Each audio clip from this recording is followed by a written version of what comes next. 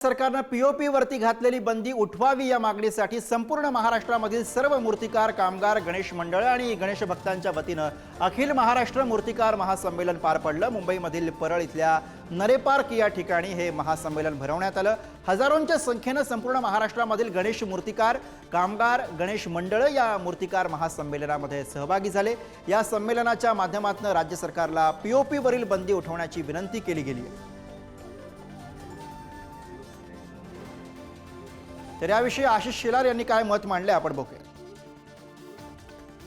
पीओपीच्या गणेश मूर्ती वापराबाबत स्पष्टता यावी म्हणून आम्ही राजीव गांधी विज्ञान आणि तंत्रज्ञान आयोगाला याबाबत तज्ञ समिती गठीत करून सर्वंकष अभ्यास करण्याची लेखी विनंती केलेली आहे असं आशिष शेलार यांनी म्हटलंय। आयोगाचे अध्यक्ष डॉक्टर अनिल काकोडकर यांनी तज्ञ समिती गठीत करून अहवाल देण्यात येईल असं कळवलेलं आहे, अशी माहिती आशिष शेलार यांनी दिली आहे।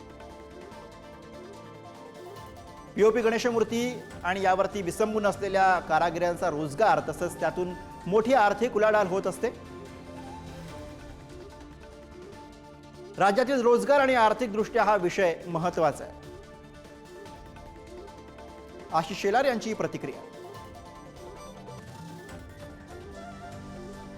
Thank you.